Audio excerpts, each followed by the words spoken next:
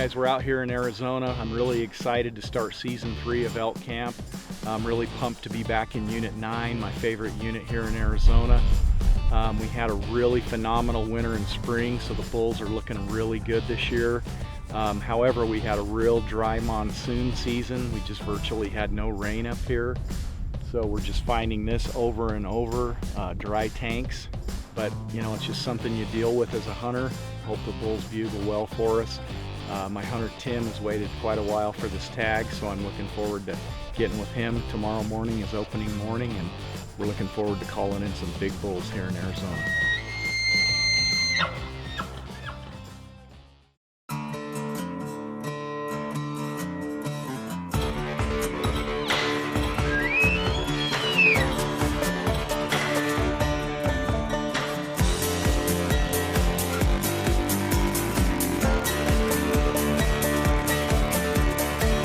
I'm Steve Chappell, and welcome to elk camp.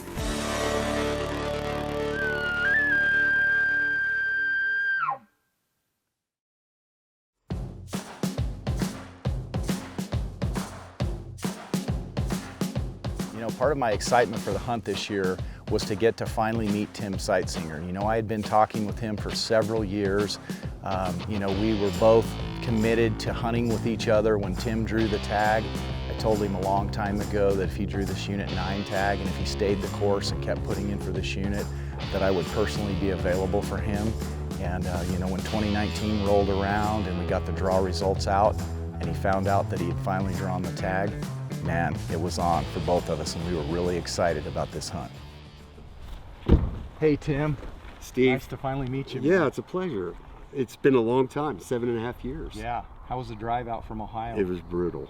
It was brutal. I Drive, drove all the way to Amarillo, spent the night in Amarillo, and then came the last 8 hours or whatever it was. It seemed like it took forever. Yeah, I know it's a long drive, but man, you're here in northern Arizona. The bulls are giant this year. We're excited to have you here. I can't wait. Yeah. So let's get you all set up, and maybe then we can make sure and shoot your bow, make sure everything's dialed in, and we'll start this elk hunt with you. Let's do it. Awesome. Let's do it. So when I first met Steve in person, we had talked and texted for the last 7 years about this elk hunt. And when I first met him in person, I could tell that we had the same values. And if we actually lived closer together, we'd probably hang out all the time.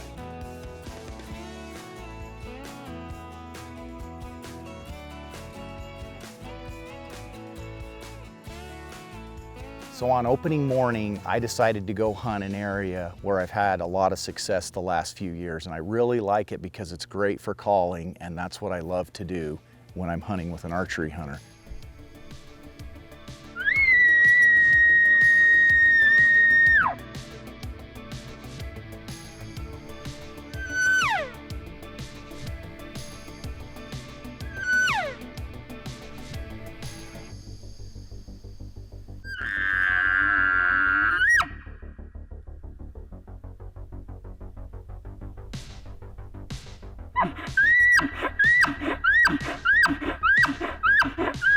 And just like can happen many times, the bugling was really slow to start off the morning, and I'd kind of gotten to the point where I felt like maybe we weren't even going to get a bugle. Elk Camp with Steve Chappell is brought to you by Bergara Rifles. Our barrels make the difference. Rocky Mountain Hunting Calls. We call the game. Zeiss Sports Optics. Confidence in the toughest conditions. And by Steve Chappell's Zero Hunt Fees. Experience Arizona elk hunting with zero hunt fees. Elk Camp with Steve Chappell is brought to you by Bergara Rifles. Our barrels make the difference.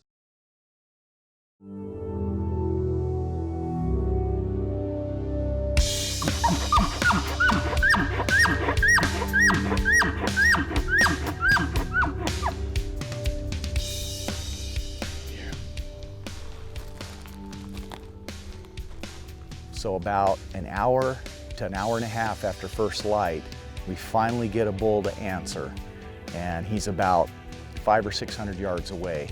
So we're moving in.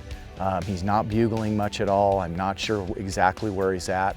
and all at once I look ahead and I see some cows.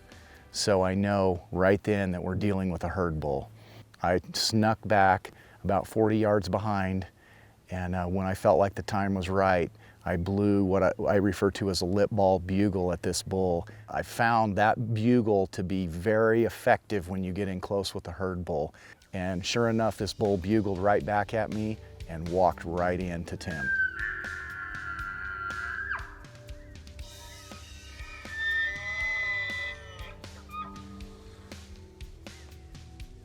When I was looking forward to the hunt, I had dreams of big bulls coming in. I'm not really used to the fact of, trying to call big bulls in. After one calling sequence, I had the biggest bull of my life come charging right into me at 20 yards, just a monster. And you know, I was freaking shaking.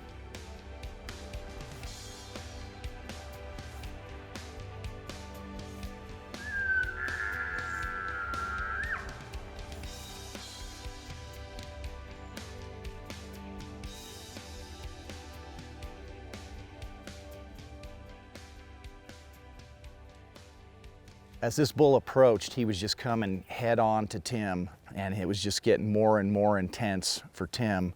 And you know, right at the last minute, the bull noticed Tim there at full draw.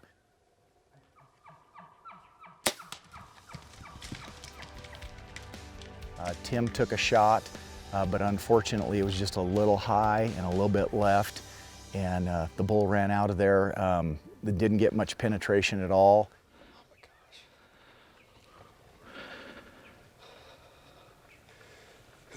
The first bull he calls in's a monster.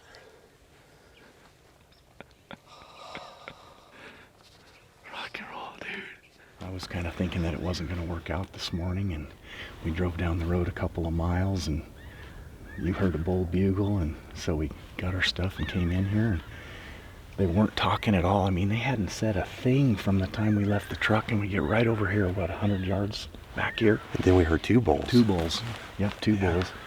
So we walk up here, and all of a sudden we see a calf and then a cow, and you know, he was bugling right up behind him, and I just thought, I'm gonna bugle at this dude. I'm gonna lip ball at him.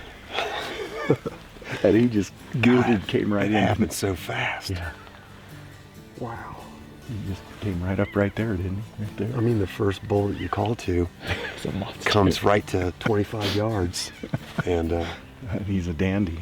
Yeah, he's a good bull. Gonna have to give him some time now. Yeah, yeah. We'll take a look at the footage on the other camera and see what we've got. Hit him high. So we spent the better half of a day and a half looking and scouring the area. There really wasn't any blood to go by. So yeah, just assessing that hit, you know, we knew it was a non-lethal hit because of the lack of penetration and the fact that it wasn't in the vitals. You know, so with that in mind, we decided after looking hard and doing our due diligence that we would go ahead and continue hunting with Tim.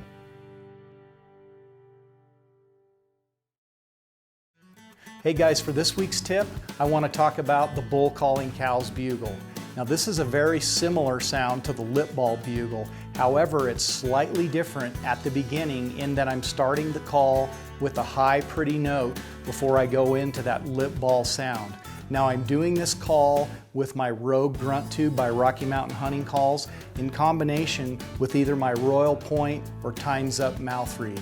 Basically what you're saying to that herd bull is you're soliciting his cows, you're talking to his cows and asking them to come to you. And that herd bull considers that a threat, and he's gonna come over and look to push you away from his herd.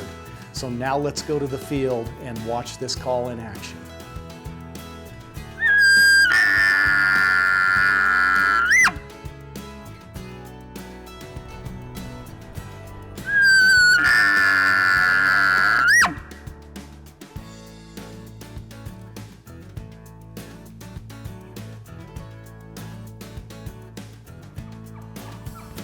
Yeah, he wasn't going to have us come in here and bugle right on his cows. He didn't like that at all. It's amazing. Awesome. Thank you. Yeah, thank you. Guys, you can pick these calls up at your local sporting goods dealer, or you can go online and order them there. Best of luck on your hunts, and thank you for watching Elk Camp TV. This episode of Elk Camp is sponsored by Steve Chappell's Zero Hunt Fees. Experience Arizona elk hunting with zero hunt fees. This episode of Elk Camp is sponsored by Zeiss Sports Optics. Confidence in the toughest conditions. So the following morning, we went back out and we had very much the same scenario the next morning. You know, we were in the general area that we were on opening morning, but again, the bulls were just really slow to start bugling. So again, I was kind of having that worry that maybe we wouldn't even get on anything that morning.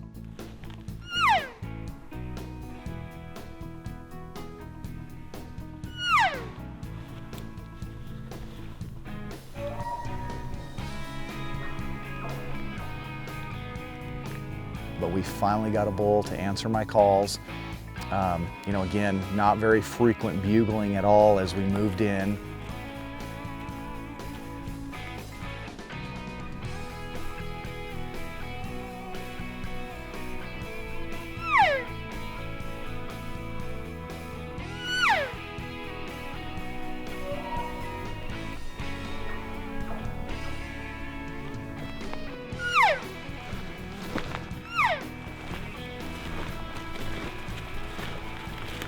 But as we got in there tight, once again, I noticed cows. You know, and I really used to be hesitant and a little fearful of dealing with a herd bull with cows, just because of the fact that the cows, you know, can peg you, they can spoil the hunt really quickly. But I found over the last 3 or 4 years that by blowing this aggressive lip ball bugle, that they just react in a totally different way than if you're cow calling to them.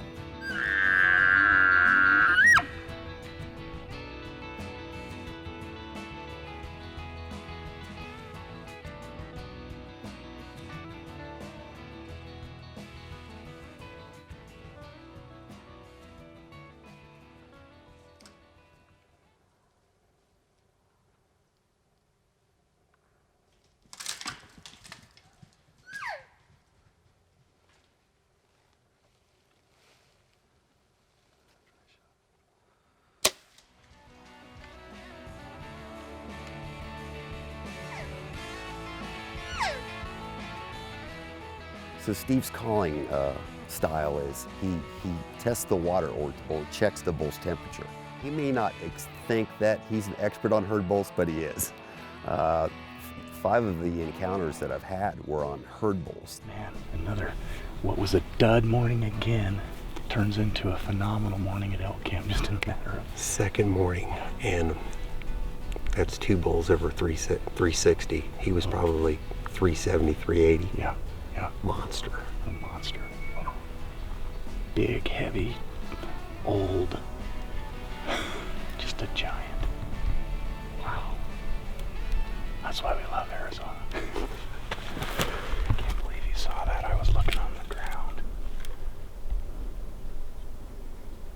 That's wild. Is that a nocturnal? Yeah. It's the flashing. I like them because you can see a little bit better than a solid one. Just over his back.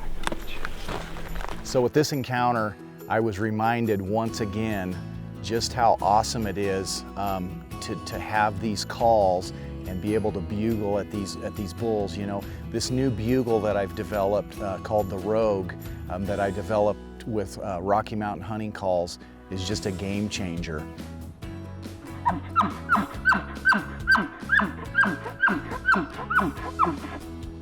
I mean, when you get in with these herd bulls, that tube has so much resonance and so much 3-dimensional quality, and it sounds so elky that they just can't help themselves. When you blow that call at them and you're right in there, in their face, in their zone, they're gonna come over and get you out of their herd. And it just happens over and over.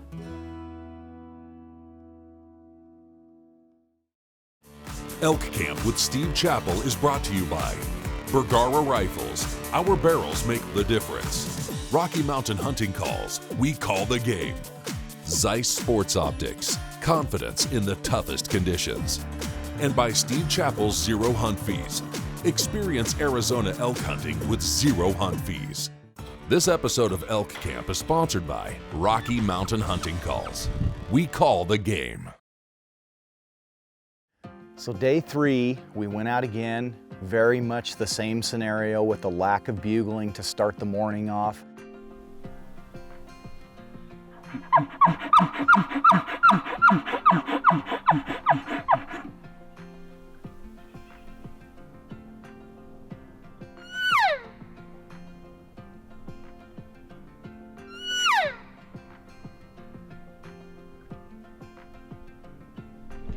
This morning they've notched it up another level as far as shutting down on us, making it impossible. Yeah, we had them bugling in the dark. Now they're just totally quiet, so I think we're gonna hike back and go hit another spot and see if we can get something going. So then as we were walking back to the truck, I just decided there was nothing to lose at that point because there was nothing going on. So I got my elk camp readout. I turned to Tim and said, "Pardon me for doing this, but I'm gonna wind up my estrus call."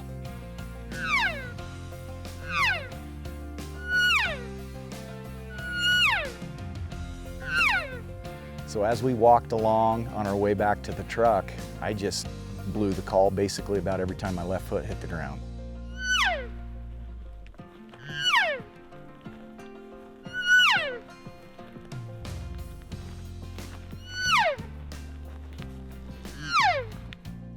And off to the east, all of a sudden, a bull responds to my calling. And he's quite a ways off. So the fact that he wasn't bugling prior to me starting calling, I went ahead and just kept calling as we approached.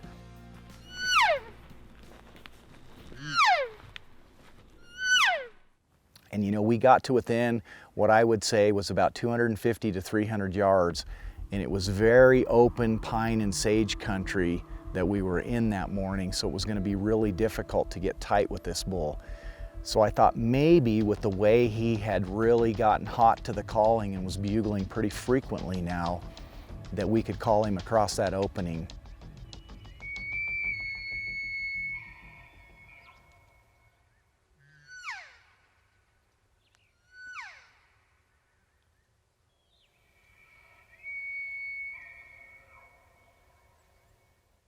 I did some calling for a little bit, continued to blow that estrus call, but I found over and over again that bulls don't really like it when I'm blowing that call and moving in their direction, and then all of a sudden I stop and I'm stationary blowing that call. So that's exactly what played out again on this setup. So I could tell that the bull's bugling was kind of tempering down a little bit. So at that point we decided to pick up and try to get closer. Started moving forward toward the bull, and once again look down and get a visual on him. At that point, I didn't know that he was a herd bull with cows, so I tried cow calling to him a little more, and again, he was just real lukewarm to it. So at that point, I decided to pull out the Rogue grunt tube and blow that lip ball bugle at him.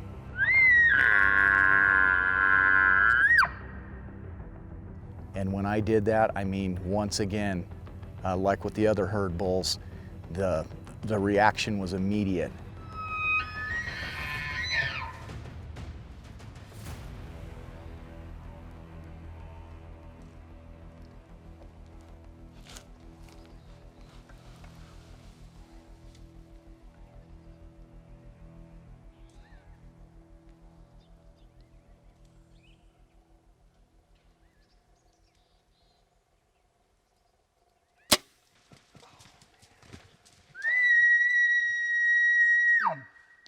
You know, I'm not sure what happened there. Maybe he got a little bit of a deflection or something, or you know, something else with the bow.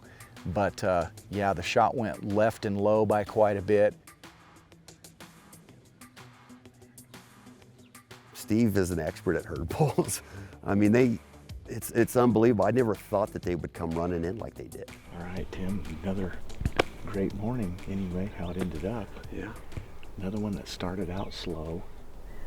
I tell you, every single morning has been this way. You know, they're bugling a little bit in the dark, And we go pursue and call at him a little bit, and nothing.